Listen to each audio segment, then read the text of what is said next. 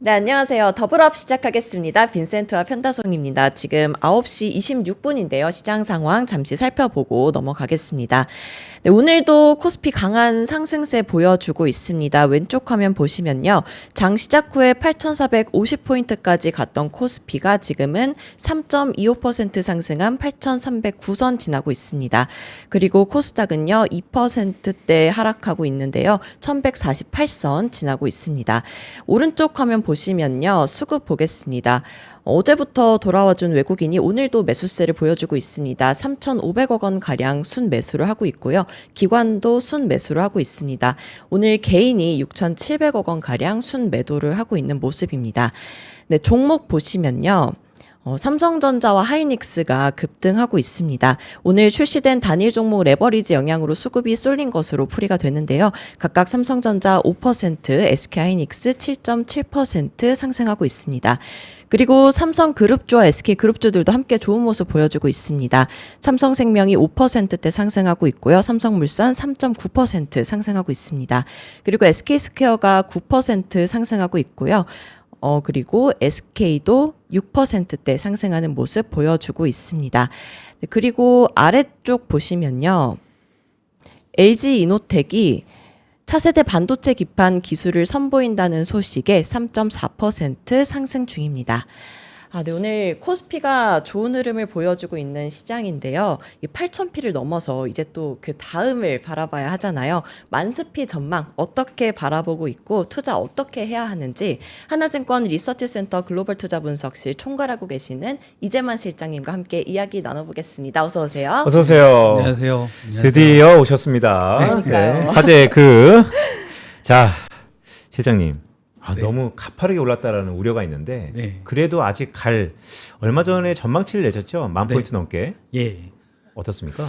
근데 이제 가파르게 시장이 올라가는데 그냥 이유 뭐 이런 것들을 찾는다라고 하게 되면 그림을 잠깐 보여드리면 여기 왼쪽에 보이시는 이제 막대 그래프가 보이실 텐데 우리나라 이제 코스피의 순이익을 나타낸 막대 그래프입니다. 근데 주가가 가파르게 서 있는 만큼 이익 증가세도 굉장히 가파르다는 특징을 좀 갖고는 있습니다. 그래서 예를 들면 올해 코스피 순이익 예상치가 708조 원 정도, 네. 영업이익은 이미 1000조 원을 넘을 거라고 생각하시면 될 것 같고요. 내년 코스피 순이익이 853조 원 정도 됩니다. 그러니까 예를 들면 순이익을 갖고 할 수 있는 건 현재의 PER을 대비해서 흔히 얘기하는 시가총액을 계산을 할 수가 있고 우리나라의 PER이 어느 정도 될까를 좀 보게 되면 오른쪽에 그림이 될 텐데요. 물론 우리나라의 코스피의 PER의 리레이팅 상승 이런 것들을 감안을 안 하는 건 아닙니다만 기본적으로 너무 높은 금리에 머물러 있는 상황이기 때문에 PER이 꼭 리레이팅을 하지 않는다는 가정을 하더라도 우리나라 코스피의 PER은 평균적으로 한 9.96배 정도는 됩니다.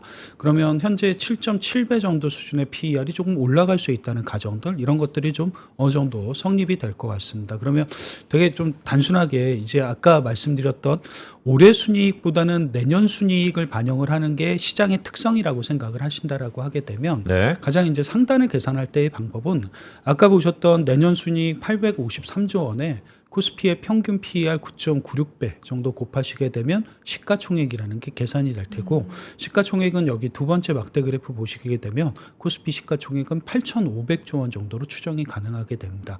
특별하게 주식수가 늘어나지 않는다는 가정을 하게 되면 주식수로 나누시게 되면 코스피는 1,379포인트 대략적으로 1,400포인트 정도까지는 계산이 가능할 것 같습니다. 그러니까요. 이제 만스피 시대가 오는 건데 말씀하셨던 것처럼 아까 전에 그 밸류에이션이라는 게 지금 금리 뭐 인상, 인하 이런 변수를 작용하지 않더라도 평균적으로 봐도 이 정도 갈 수 있다. 네. 이 말씀이 좀 고무적인 것 같은데 제시해 주셨던 그 전망치는 보통 우리가 1년 뒤에 도달할 수 있는 목표치인 것이죠. 네. 근데 늘상 여태까지 보면 그보다 항상 좀 도달하려면 일찍 도달했던 경우도 종종 있었는데. 워낙에 강세장이면 주가의 상승 속도가 빠른 건 이번뿐만 아니라 매번 비슷했던 것 같습니다. 그래서 일부러 내년 실적을 좀 바라보고 썼던 이유가 강세장이라는 기본 조건이 크게 틀어지지 않는다라고 하게 되면 아마 실적은 올해 거를 반영한다라기보다는 올해의 확인 절차를 거쳐가면서 오히려 내년 실적을 반영할 가능성이 연말 또는 내년 초 이런 때까지는 굉장히 높을 거다라는 생각을 가지실 수 있는 부분이 될 것 같습니다.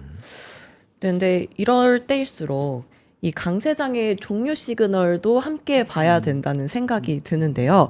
이 S&P 500 테크 섹터 캐펙스 증가율이랑 그리고 WTA 상승률 이 두 네. 가지가 시그널로 지표로 봐야 된다고 근데 이제 말씀하셨잖아요. 여러 가지 시그널이 있겠죠. 강세장이 종료가 될 수밖에 없는 시그널들. 그러니까 최근에 가장 강세장이 종료가 됐던 시그널은 2022년이었고요. 유가가 네. 올라가서라기보다는 그 당시 생각을 해보면 연준의 기준금리 인상이 있었습니다. 아마 매크로적인 측면 또는 정책적인 측면에서 가장 중요한 키는 연준이 금리를 인상하게 되면 유동성의 축소, 긴축 이런 것들 때문에 시장이 좀 버티기는 어려울 거라는 생각을 갖고 있고요. 약간 이제 마이크로한 다른 매크로 지표 중에서 네. 왜 이번에 대부분 기업들의 실적을 이끌고 있는 건 너무 잘 아시는 것처럼 미국 IT 기업들이라고 불리우는 하이퍼스케일러들의 캐펙스 금액이기도 합니다. 네.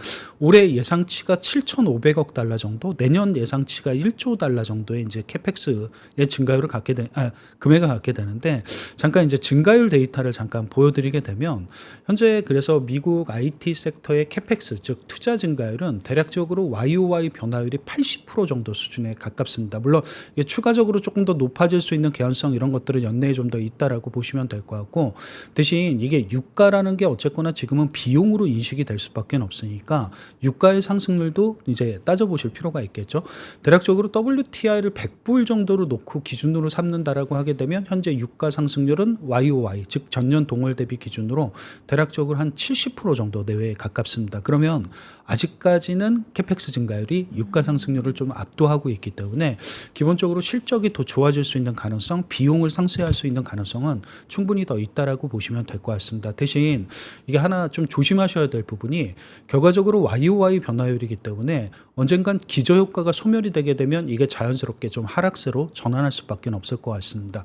올해 4분기가 되면 이 캐펙스 증가율은 한 50%대 정도까지 떨어질 거라고 보고 있는데 4분기에 유가가 만약에 90불 WTI 기준으로 90불 이상에 머물 경우에는 유가의 상승률이 캐펙스 증가율보다 높게 됩니다. 약간 유념하셔서 보셔야 될 부분은 지금은 당장은 아니고 4분기 때 유가가 90불 밑으로 떨어질 수 있는가의 여부 이런 것들도 중요한 체크 포인트라고 장기적으로는 좀 생각해 두실 필요는 있으실 것 같습니다. 말씀하시는 키는 거의 그거네요. 지금의 기저를 보면 한 3분기를 꼭지하고 기저가 스물스물 흘러내릴 텐데 혹시나 또 이란에서 난리가 한번 나서 네. 4분기까지 유가가 지속되면 예. 그거는 좀 부담일 수 있다. 그러면 유가가 90불 레벨을 계속 유지하고 간다는 건 뭐 물론 이제 반도체라든가 일부 기업들은 좀 다를 수 있는 얘기이기도 하겠습니다만 전체 기업들의 실적이 무조건 좋아진다라고 예상하기는 좀 어려울 수도 있다는 부분들도 충분히 좀 염두를 해두실 필요는 있으실 것 같습니다. 그거 하나 여쭤볼게요. 사실 실장님이 지금 대한민국에서 가장 바쁜 시기 중에 하나잖아요. 여러 기관도 다니시고 지금 네. 전망치하고 막 그러니까. 그런데 대부분 우리 시청자분들 되게 궁금하실 것 같아요. 기관 투자자들 예. 이런 강세장의 끝자락, 종료 이거에 대한 질문이 많습니까 요즘에? 어떻습니까? 아무래도 이제 주가 또는 지수라는 게 너무 빠르게 올라왔고 그리고 흔히 얘기하는 특정 산업으로의 굉장한 쏠림이 있었기 때문에 어떤 상황이든 불안할 수밖에 없을 것 같습니다. 항상 강세장이 언제 끝나냐라는 거에 대한 질문도 분명히 필히 따라올 수밖에 없는 질문이고 그래서 여러 가지 이제 강세장의 종료 시그널들을 보여줄 때 여러 가지 지표들도 좀 활용을 해서 얘기를 드릴 수밖에 없는 상황이기도 한 것 같습니다. 네. 질문은 굉장히 많습니다. 그러니까요. 아니 나한테 네. 평상시에 오시면 뭐 엄청 궁금한 거 많다고 뭐 그랬잖아요. 갑자기. 막상 오시니까 그러니까, 예. 어떤 걸 질문드려야 될지 막 궁금해 생각 주세요. 중입니다. 그러니까 저한테 오시기 전에 막 네. 종목도 막 나래비 세워가지고 엄청 그랬었거든요. 전 아무래도 삼성전자랑 SK하이닉스 오늘 단위종을 레버리지 네. 출시가 됐잖아요. 네. 그래서 수급이 좀 쏠리고 있는데 이렇게 의존도가 좀 심화된 상황일수록 우려의 목소리도 나오고 있는 것 같아요. 네. 이게 당연한 결과라고 봐야 될까요? 이 비중이 언제까지 이렇게 유지가 될까요? 어디까지 올라온 상황인가요? 지금처럼 이렇게 했던 적은 없죠. 왜냐하면 SK 하이닉스가 지금 현재 시가총액 2위입니다. 우리나라는 대표적으로 항상 성장 산업들이 시가총액 2위가 항상 이제 꼭지점이었고 거기가 가장 큰 대표적인 기업들이 이제 시가총액 2위를 하게 됩니다. 근데 역대 시가총액 2위 중에 삼성전자의 시가총액의 80에서 90%에 가까웠던 기업은 한 번도 없으니까 네. 이게 대단한 정도의 상승이라고 볼 수밖에 없고 너무 한쪽으로 편중돼 있다는 생각도 충분히 하실 수 있는 부분은 맞는 것 같습니다. 근데 이제 제가 약간 뭐 안심을 시켜드린다라기보다는 네. 하나 보여드릴 수 있는 그림은 여기 제가 이제 왼쪽에 그림을 하나 보여드릴 텐데 그래서 이제 최근에 삼성전자, 하이닉스 이런 쪽들의 주가 상승률이 워낙에 높기 때문에 코스피에서 두 개의 기업이 차지하는 비중은 시가총액 기준으로 거의 48% 정도 됩니다. 그러니까 절반이 두 개의 기업이 다 이제 설명을 하게 되는데 그러니까요. 근데 여기 왼쪽에 보이시는 연한 회색 선이 뭐냐면 삼성전자하고 SK 하이닉스가 차지하고 있는 코스피 내 순이익 비중입니다. 보시게 되면 거의 72% 정도 수준에 육박을 하게 됩니다. 약간 이 데이터를 보고 있으면 네. 전자하고 닉스가 그래서 한쪽으로 쏠려가서 너무 많이 주가가 올랐다는 걸 고민을 해야 될까? 오히려 이익 비중을 바라보고 있으면 더 높게 올라갈 수도 있는 거 아닌가라는 생각도 들기도 합니다. 예를 하나 들면 네. 여기 보이시는 오른쪽의 그림이 왜 대만 가권 지수도 TSMC가 설명을 많이 하게 되죠.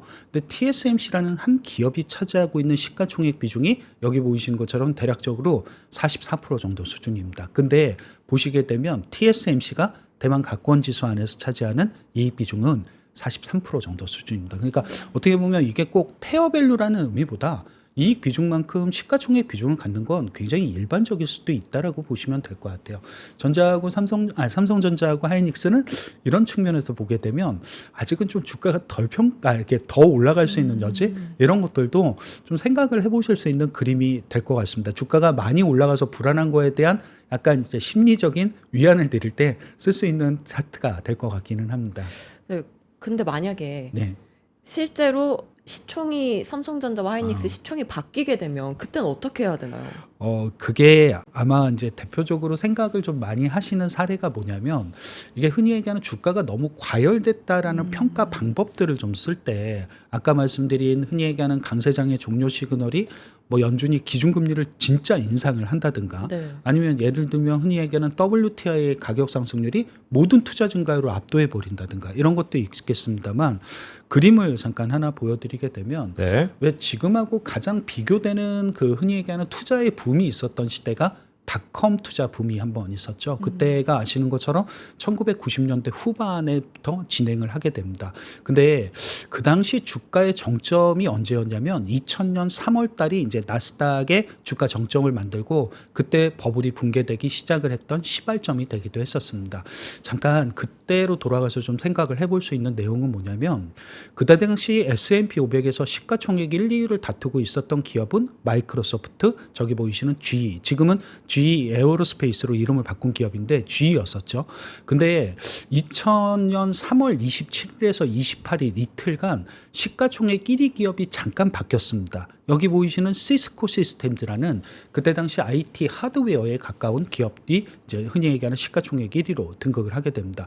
너무 잘 아시는 것처럼 저 당시 저 기업은 이익 증가율이 굉장히 높았던 기업은 맞습니다. 한 번쯤 시가총액이 충분히 뛰어오를 수 있고 주가가 많이 상승할 수 있었다는 건 개념적으로 생각이 다 가능하실 것 같습니다. 그러나 여기 그림을 잠깐 보여드리게 되면 흔히 얘기하는 시가총액 1, 2등은 그 이익 규모도 거기에 걸맞는 기업이 해야 된다는 게 어떻게 보면 정석일 수도 있는 것 같습니다. 근데 2000년대 보시게 되면 여기 보이시는 시스코 시스템즈가 이익 증가율은 높았을 수는 있겠습니다만 순이익의 규모가 27억 달러 정도 되는 기업이었습니다. 마이크로소프트 여기 보이시는 GE 대비해서 흔히 얘기하는 순이익 비중이 20-30% 정도밖에는 안 됐던 기업이니까 어떻게 보면 저런 게 과열이겠죠. 즉 이익 규모에 걸맞지 않게 시가총액 1위가 바뀐 그런 형태들이 아마 대표적인 과열의 양상이라고 보시면 될 것 같고 그래도 지금은 삼성전자가 올해도 그렇고 내년도 그렇고 SK 하이닉스보다 순이익이 더 크기도 합니다. 삼성전자 대비 SK 하이닉스의 순이익 비중은 대략적으로 한 75%에서 한 80% 정도 내외 정도 되니까 네. 아직은 크죠. 그리고 최근에 그 삼성전기가 굉장히 빠른 속도로 주가가 부각이 되고 있는데 그래도 삼성전기는 흔히 얘기하는 자기 위쪽에 있는 시가총액 그 바로 위에 있는 현대차라든가 SK 스퀘어원보다는 실제로 이익 금액이 작기도 합니다. 있습니다. 한 번쯤 너무 과열이 돼서 흔히 얘기하는 이익 규모에 걸맞지 않게 너무 빠른 속도로 주가 또는 시가총액을 역전해 버리면 그것도 또 다른 또 하나의 과열의 시그널이 될 수 있다라고 보실 수 있는 내용도 될 것 같습니다. 그러니까 시장님 말씀을 쭉 들어보면 주가라는 것이 과열될 때도 있고 언더슈팅 될 때도 있는데 정말 그 돈이 얼마를 버는지가 나타나니까 그걸로 어느 정도 세무를 하면 될 것 같다는 생각인데요. 그런 의미에서 보면 최근에 전자와 닉스의 영업이익률의 흐름은 어떻습니까? 영업이익률 자체는 그 흔히 얘기하는 주도 업종과 주도주를 판단하실 때 굉장히 중요할 수밖에 없겠죠. 특히 금리도 높고 유가도 높은데 수익성이 나빠지게 되면 그런 기업들은 흔히 얘기하는 밸류에이션이고 이익의 증가 여부가 아니라 그냥 흔히 얘기하는 주가 수익률이 안 좋아질 가능성이 굉장히 높은 시기이기도 한 것 같습니다. 그래서 흔히 삼성전자와 하이닉스가 예전의 모습을 잠깐 되돌아보게 되면 왜 지금만큼은 아니겠습니다만 그래도 2017년에서 18년 삼성전자 하이닉스를 중심으로 한 반도체의 슈퍼사이클이 한번 있기도 했었습니다. 여기 보이시는 왼쪽에 두 개의 그림이 뭐냐면 2017년에서 18년 삼성전자와 SK 하이닉스 주가 고점과 가장 비슷하게 일치하면서 정점을 형성했던 지표가 뭐였냐면 보이시는 것처럼 그 기업들의 영업이익률이기도 했습니다. 영업이익률이 정점을 통과하게 되면 주가가 더 올라가지 못하게 되고 거기서부터 지지부진하거나 하락세로 전환했다는 특징들은 삼성전자하고 SK 하이닉스가 모두 갖고 있었던 공통점이기도 합니다. 그러니까 결국 주도주의 끝은 흔히 얘기하는 이익 증가율로 보는 게 아니라 수익성으로 보아야 된다는 게 하나의 결론일 수도 있는 것 같습니다. 그래서 여기 오른쪽 하단의 그림을 보시게 되면 물론 이제 지금은 조금 더 레벨이 높아질 수 있는 가능성도 있겠습니다만 삼성전자하고 SK 하이닉스의 영업이익률의 정점은 올해는 아니고요. 네. 현재 추정치상 조금 빠르면 내년 1분기, 좀 늦으면 내년 2분기 정도로 예상을 하고 있고 주가가 경험상 대략적으로 영업이익률보다 한 개 분기 정도 또는 2개월 정도 선행한다는 특징을 생각해 보시면 올해 연내 전체로는 삼성전자하고 하이닉스가 흔히 얘기하는 시장과 흔히 지수를 상승을 좀 주도할 수 있을 거라는 생각은 크게 다르지 않을 수 있는 부분이 될 것 같습니다. 그 전자는 우리가 종합 반도체 회사니까 이 반도체 메모리 부분의 가격이 많이 오르다 보면 그 앞에 전자단에 전장단에 다 비용이지 않습니까? 네, 그렇죠. 그래서 오히려 전자의 영업이익률이 하락하기 시작하면 더 빠르게 하락할 거다 이런 우려도 있는데 그거에 대해서 어떻게 봐야 될까요? 그렇진 않습니다. 오히려 영업이익률의 하락 속도가 빠른 건 그러니까 하락을 시작을 하게 되면 그 속도가 빠른 건 하이닉스입니다. 왜냐하면 단일 제품으로 굉장히 집중이 되어 있기 때문에 한번 빠지게 되면 영업이익률의 하락 속도는 빠르긴 합니다. 근데 여기서 이제 하나 정도 생각을 하시고 염두를 해두셔야 될 이 그림의 내용은 또 다른 게 뭐냐면 결국 저 영업이익률이 이제부터 만약에 하락을 한다면 어느 정도까지 하락을 할 수 있느냐죠. 왜냐하면 흔히 얘기하는 삼성전자하고 하이닉스, 특히 하이닉스의 PER 자체가 5배에서 6배밖에 받지 못하는 이유는 결과적으로 하이닉스 또는 삼성전자 같은 우리나라 반도체 기업들은 경기 순환형, 즉 흔히 얘기하는 시클리컬이라는 의미들. 그래서 영업이익률이 안 좋아지면 너무 극단적으로 안 좋아지는 경향들. 대신 TSMC 같은 회사는 PER이 한 20배가 넘는 회사입니다. 영업이익률이 하이닉스보다 높아서 그렇진 않습니다. 이 기업은 흔히 얘기하는 반도체 업황이 안 좋을 때도 영업이익률의 하단이 한 40% 정도를 유지를 했기 때문에 가능했던 부분. 그러니까 어떻게 그런 구조가 가능한가요? 이게 파운더리의 거의 독보적인 기업이기 때문에 그 흔히 얘기하는 독점력을 갖고 영업이익률을 높게 또는 괜찮은 수준으로 안정적으로 유지할 수 있었던 특징을 갖고 있습니다. 이제부터 삼성전자하고 하이닉스의 주가 상승 언제가 정점이냐 이런 것들도 굉장히 중요할 텐데 영업이익률이 만약에 안 좋아진다라고 하게 되면 그 안 좋아짐의 저점은 어느 정도일까? 만약 실제로 어떻게 보면 TSMC 정도까지 잘 유지를 한다. 그러니까 안 좋아지면 한 영업이익률 한 40, 30% 정도까지. 그러면 이제부터 삼성전자와 하이닉스는 다른 레벨로 가게 됩니다. 그거는 멀티플의 변화의 레벨로 가게 돼서 한 번 더 주가 상승을 굉장히 가파른 속도로 뛰어오를 수 있게 하는 또 다른 요인이라고 보시면 될 것 같은데 다만 이거는 확인이 굉장히 시간이 많이 필요하실 겁니다. 올해 당장 반도체 업황이 안 좋아질 리도 없고 영업이익률이 떨어질 가능성이 그렇게 높지는 않기 때문에 아마 이 부분에 대한 테스트는 내년 정도에 진행이 되지 않을까라고 보시면 될 것 같습니다. 그럴까요? 근데 이 부분 되게 중요했던 것 같아요. 그렇죠? 여전히 한국의 전자닉스 특히나 이게 좋을 때는 뭐 다 베타가 가볍게 올라가는데 이게 어느 정도 위험 신호가 있고 꺾일 때는 진짜 바닥이 어딜지 모르겠고 그렇게 내려갔었다라는 게 과거의 경험이었다는 말씀이잖아요. 그러니까요. 그리고 이 비반도체 업종들도 네. 반도체 업종이 급등할 때 상대적으로 소외되는 현상이 벌어지고 있잖아요. 그런데 반면 반도체가 적당히 상승하거나 조정을 받을 때 비로소 이제 순환매가 나타나는 현상이 계속해서 이어지고 있는데 이런 반도체 쉼표 구간에서 1순위 순환매 업종은 어디로 보시나요? 우선 이게 기본적으로 이제 세 가지가 있죠. 반도체가 당연히 반도체 주가가 많이 올라가면 지수가 상승하는 거기 때문에 네.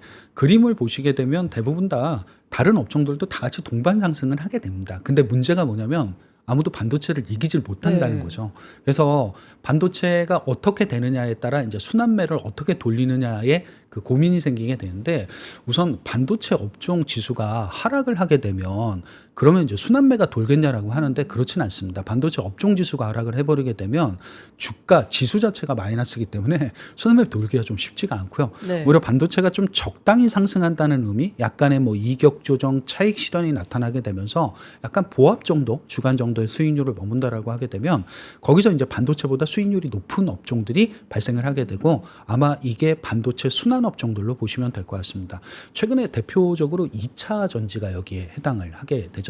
2차 전지의 부각 스토리는 잘 아시는 것처럼 이게 워낙에 흔히 얘기하는 AI 데이터 센터에 전력을 공급을 해야 되는데 당연히 전력 공급에 전력도 중요한데 이거를 저장할 수 있는 에너지 저장 장치 산업들이 굉장히 중요해지다 보니까 에너지 저장 장치 산업의 또 핵심 부품이 2차 전지이기도 하고 또 올해 턴어라운드의 대표적인 사례가 2차 전지일 거라는 기대감 때문에 2차 전지가 여기에 해당을 하게 됩니다. 그리고 우리나라 조선 같은 경우는 기본적으로 흔히 얘기하는 꼭 AI에 관련이 없다 하더라도 글로벌하게 방산에 대한 수요 이런 것들과 같이 맞물리게 되면서 수출 금액이 굉장히 커지는 업종이다 보니까 여기에 네. 대체 업종이 되는 것 같고요. 하드웨어는 너무 잘 아시는 삼성전기, LG노텍과 같은 반도체 소부장들급이 대부분 다 포함이 되어 있기 때문에 당연히 반도체가 약간 쉴 때 훨씬 더 주가 강세를 보이는 업종들입니다. 여기 보이시는 에너지하고 화학이라는 게 굉장히 특징적이긴 한데요. 네. 이런 쪽들은 대부분 다 신재생 에너지 쪽이라고 아. 생각을 하시면 될 것 같습니다. 태양광. 예, 결국 네. 이런 쪽들로 흔히 얘기하는 대체 에너지의 개발들이 활성화가 될 거라는 생각들이 강하게 좀 반영이 되는 것 같고요. 다 AI 쪽 관련된 투자하고 어느 정도 다 연결이 돼 있다는 특징들을 갖고 있고 특히 기계는 더하죠. 기계는 전력기기입니다. 그러니까 당연히 AI 인프라 투자 쪽에 관련이 많이 돼 있는 업종으로 좀 생각을 해보실 수 있는 내용이 되지 않을까 보고 있습니다.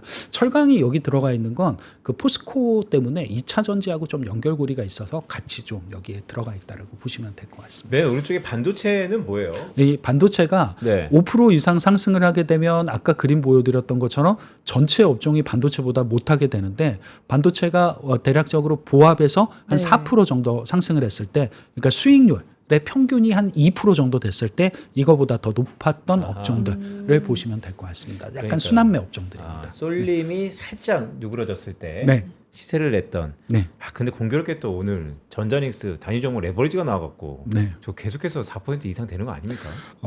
근데 매번 그럴 수는 없다라고 생각을 하고 있으니까 반도체가 좀 쉴 때 어떤 것들을 준비해야 될지에 대한 필요성도 분명히 좀 있을 것 같습니다. 물론 오늘 같은 날은 삼성전자하고 하이닉스하고 삼성전기를 빼면 다른 종목들이 그렇게 잘 보이진 않는 건 사실이긴 합니다만 그래도 항상 매번 똑같을 수는 없다는 가정을 하게 되면 네. 반도체하고 그 주변을 돌 수 있는 순환매 업종이 누군가냐라는 건 좀 염두를 해두시면서 트레이딩 아이디어를 삼아 보시는 게 맞으실 것 같습니다. 그럼 실장님이 보시기에 유동성이 유입될 수 있는 가장 강력한 모멘텀을 가진 탑픽 기업이 있을까요?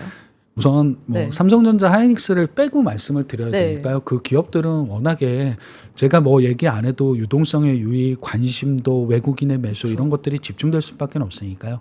대신 하나 정도 이제 좀 생각을 해보는 게 아까 자신의 이익이라든가 자신의 영업이익률이라든가 이런 거의 사이즈에 맞게 시가총액이 형성될 가능성이 높다라는 얘기를 드리긴 했습니다. 그러면 현재 우리나라 대략적으로 시가총액 한 1위부터 한 100위 정도 기업을 놓고 시가총액 순위라는 게 있을 테니까요. 근데 그 기업이 갖고 있는 매출 증가율, 순이익 증가율, 영업이익률, ROE 이런 것들을 봤을 때 시가총액 순위보다 훨씬 더 매출 증가율, 순이익 증가율, 영업이익률, ROE 순위가 높은 기업들이 있습니다. 그러면 좀 그거에 맞게 재평가를 좀 받지 않을까라는 생각도 충분히 해볼 수 있는 기업들이 될 거고, 시가총액 완전 상위주들이라기보다는 시가총액 한 100 이내에서 한 중형주급에 가까운 기업들이 여기에 좀 해당을 할 수 있고 순위를 좀 끌어올릴 수 있을 것 같다는 생각을 가지고 있었습니다. 그래서 테이블 잠깐 보여드리는 이 기업들이 여기에 해당을 하게 되고요. 네. 특히 이 기업 중에서 음영이 들어가 있는 기업은 매출 증가율, 순이익 증가율, 영업이익률 ROE로 테스트를 했을 때, 그리고 올해뿐만 아니라 내년까지 증가율과 수익성으로 테스트를 했을 때 자기 시가총액 순위보다 다 높은 기업들입니다. 그러니까 삼성중공업이라든가 한국항공우주라든가, 여기 특징적으로 약간 이제 화장품 기업이긴 합니다만 APR이라든가, 여기 보이시는 삼성 E&L이라든가, 그리고 보이시는 현대마린솔루션, 이런 기업들이 대표적으로 좀 여기에 해당을 하게 됩니다. 물론 지금도 주가가 많이 오른 기업들이긴 합니다만 추가적인 주가의 상승 여력은 흔히 얘기하는 자기 사이즈, 자기 수익성 이런 것들에 대비해서 조금 더 상승 여력이 있는 기업들로 평가가 가능해지게 될 것 같습니다. 그러니까 자기 자신의 그동안의 역사와 기록을 이겨낼 수 있는 네. 그런 영업이익이 기대되는 그런 업종인데, 시장님, 우리가 작년 한 7월부터 네. 계속해서 원래 아침에도 오셔가지고 네. 그때 미국 증시 예. 말씀하시면서 S&P 500을 우리가 이겼어요. 네. 네. 이대로 쭉 가는 겁니까? 어떻게 보세요? 지수 자체가? 근데 S&P 500을 작년하고 올해 이긴 거는 맞긴 합니다만, 그래도 S&P 500도 사상 최고치는 별로 다르진 않은 것 같습니다. 수익률의 차이가 굉장히 좀 큰다는 특징적인 점을 갖고는 있지만, 한편으로 생각해 보면, 어떻게 보면 미국 증시가 잘 버텼고, 미국 증시에 반도체가 있었고, 미국 IT 기업들의 투자가 있었기 때문에 한국 기업들의 성장도 가능했고, 한국 주식시장에 대한 관심도 굉장히 뜨거워질 수밖에 없었던 것 같습니다. 미국이 안 되고 한국만 될 거라는 생각은 아닌 것 같습니다. 그냥 미국은 잘 버티고 그냥 사상 최고치를 꾸준히 경신해주는 과정에서 한국이 자기 수익성, 자기 이익에 걸맞는 정도의 지수를 찾아가는 게 가장 중요한 포인트가 될 것 같기도 합니다. 네. 그러니까 아까 전에 우리가 반도체가 약간 약보합 아니면 주춤할 때 다른 비메모리 업체들이 쭉 말씀하셨던 네. 것처럼 글로벌리 포트폴리오를 보면 네. 그동안 미국이 살짝 주춤했기 때문에 가장 EM에서 우리 한국이 부합받았다 이렇게도 볼 수 있는데, 네. 다시 지금 미국이 막 달리려고 하잖아요. 네. 더구나 또 아마 이재만 실장이 작년에 우리 시장을 되게 정확하게 보셨던 것 같아요. 상반기에는 국장이 좀 달릴 것 같고 하반기에는 그 모멘텀이 미장 쪽으로도 갈 수 있을 것 같다는 말씀 주셨는데, 그런 이제 분수령이 왔습니다. 그래서 한번 여쭤보는 거거든요. 네, 상반기에 국장이 달릴 때 이렇게까지 달릴 줄은 기본적으로 몰랐고 정말 예상을 못했던 것 같은데, 근데 하나 정도를 좀 감안을 하셔서 이제 보셔야 될 미국 증시의 특징이 뭐냐면, 미국 증시도 아시는 것처럼 시가총액 1등이 이제 엔비디아죠. 2등이 알파벳입니다. 근데 물론 두 기업 다 굉장히 주가 수익률이 올해 좋은 편인데, 올해 들어서 주가 수익률이 좋은 게 알파벳이기도 합니다. 근데 알파벳은 좀 특징을 좀 생각을 해보면, 뭐 여러 가지의 특성보다는 최근에 흔히 얘기하는 오픈 AI라든가 엔트로픽 이런 기업들의 상장을 통해서 본인들이 투자했던 제미나이에 대한 부각 이런 것들이 굉장히 뚜렷해지는 것 같습니다. 그래서 흔히 얘기하는 알파벳에서 클라우드 부분의 매출 비중 이런 네. 것들이 꾸준하게 늘어나고 있는 거죠. 근데 엔비디아의 최단점이 뭐냐면 너무 데이터 센터형 매출만 비중이 운이 다 있다는 거죠. 거의 뭐 100%까지는 아니더라도 네. 거의 90% 이상 수준이 데이터형 센터의 매출이 되기 때문에 한쪽으로 편향된 매출과, 그리고 다른 한 기업은 투자를 통해서 다른 쪽으로 매출 비중을 높여가고 있습니다.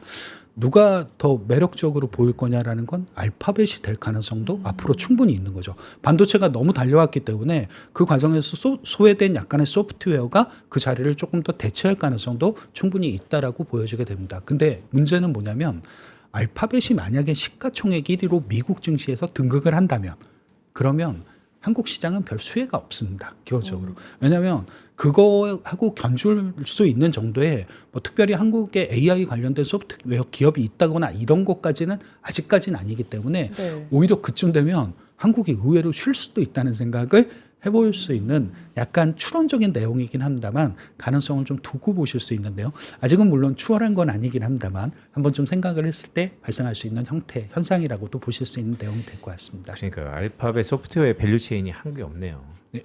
네, 별로 알려진 것도 없고 알고 있는 것도 많이 없기는 해서 엔비디아는 직관적으로도 확실하게 눈에 보이기 때문에 가능한데 알파벳은 약간 이런 것들을 좀 이렇게 투영성 있게 우리나라에 현실적으로 보여줄 수 있을지가 좀 고민이긴 한 것 같습니다. 네, 오늘 다양한 전망들 말씀을 해주셨는데요.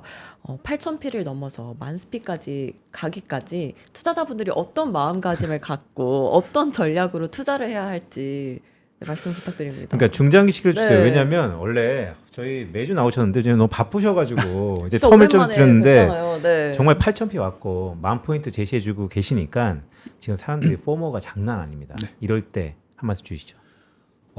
우선 지금 이제 주식을 갖고 계시는 분은 아마 언제 팔아도 후회하실 겁니다. 지금 팔아도 후회를 하실 거고 내일 주가가 더 올라서 그러니까 지금 파는 상황에서는 언제 팔아도 후회를 한다는 거를 하나 정도 생각을 해두시면 될 것 같고 두 번째로 생각을 해두실 부분은 뭐냐면 내가 여기서 주식을 정리하면 다시 주식시장으로는 안 들어오시는 게 맞을 겁니다. 왜냐하면 8,000포인트에서 주식을 정리하고 나가면 지수가 이보다는 훨씬 더 레벨이 다운돼야 되거든요. 그래야 다시 들어올 수 있는 여지 이런 네. 것들이 생기는 거라고 보시면 될 것 같아요. 그래서 지금 정리를 하시는 거에 대해서 흔히 얘기하는 이게 틀렸다 맞았다가 아니라 지금 정리를 하신다라고 주식을 정리한다라고 하게 되면 다시 진입하실 때는 굉장히 지수 레벨이 떨어졌을 때 진입을 하셔야 될 것 같습니다. 이게 두 번째고 세 번째는 그리고 흔히 얘기하는 약간 이제 반도체가 너무 많이 올라서 불안하고 근데 주도주는 끝까지 같이 가는 게 맞는 것 같습니다. 그냥 가지고 계실 거면 그냥 떨어질 때까지 가지고 계시는 게 맞으실 겁니다. 왜냐하면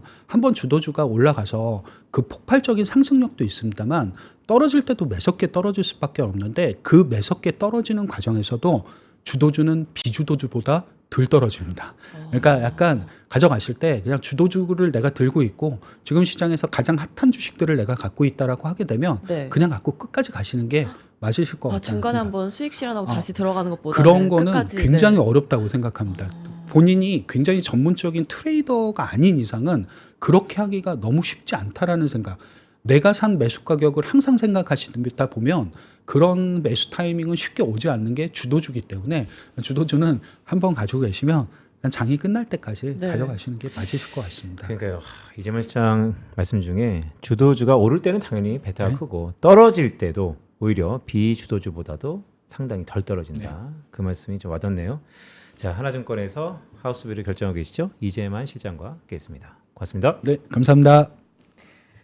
네, 지금 코스피는 3.7% 상승하고 있는데 상승 종목이 97개로 상대적으로 적은 편이잖아요. 근데 오늘 말씀하신 내용들 잘 참고하셔서 투자에 많은 도움 됐으면 좋겠습니다. 상승 종목이 별로 없군요. 네. 완전히 쏠림이구나. 네. 자, 그래도 오늘 뭐 역사적인 날입니다. 단일 종목 레버리지 ETF 상품이 출시했고요. 변동성이 매우 큰데요. 당분간 이런 변동성 좀 지속되겠죠. 그럴 것 같습니다. 그래서 저희는 여러분의 성공적인 재테크 여정을 기원드리겠습니다. 네, 저희는 내일 다시 찾아뵙겠습니다. 고맙습니다. 고맙습니다.